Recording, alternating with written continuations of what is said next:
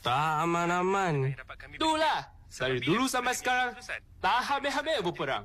Perang dunia lah, perang dingin. Sekarang kita ke berita dalam negeri dengan misteri kehilangan durian di kampung Durian Runtuh. Macam-macam lah. Hei, tepi! Penduduk kampung Durian Runtuh melaporkan tentang kes kehilangan durian di dusun mereka. Macam Walaupun kenal kejadian je. kehilangan Tengok durian macam adalah Malaysia perkara ni. biasa. Aman, damai, Penduduk kampung ini harmoni. percaya ia berkaitan Mana ada dengan perang? misteri yang Kita menyelubungi ni kampung patut mereka. bersyukur.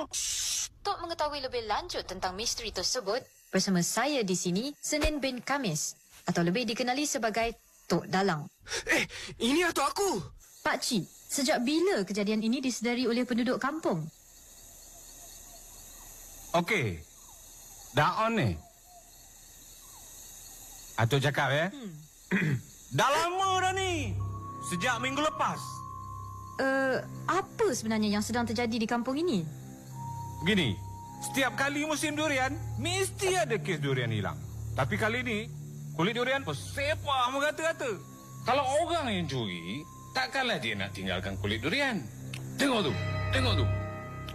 Kalau binatang pula, mesti ada kesan tebuk.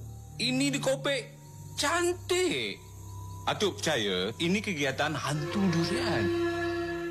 Kenapa pula Pak Cik percaya ia adalah hantu? Mestilah hantu.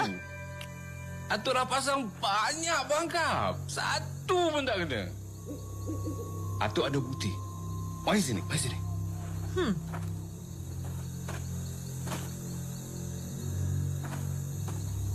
Tengok ni.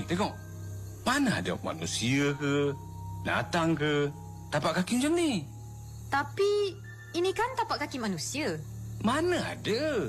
Tengok ni, jari dia kan panjang sikit. Ini tapak kaki atuk ni. Alah. Bukan yang ni. Sini.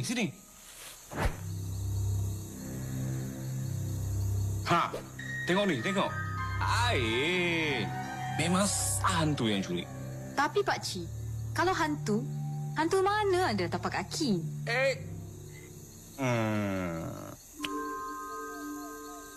Ya, itulah dia misteri hantu durian. Kita balik ke studio. Wah, glamour atuk aku! Badru, Atuk kau tahu ke kita nak pergi sana? Tahu. Semalam aku dah... Yang kau nak bawa semua ni bawa apa? Peribahasa Melayu kata, sediakan payung sebelum hujan. Lah. Payung. Apa-apa je lah, Lim. Aku nak tidur dulu. Tunggu kau bersiap. Sampai bila pun tak habis. Tak ni. Badru, payung aku mana?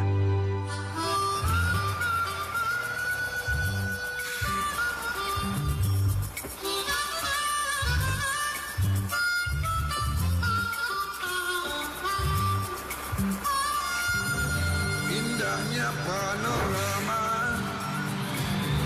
di sekeliling kita, hutan hijau tropika, udara bersih dan segar, usah kita cemarkan.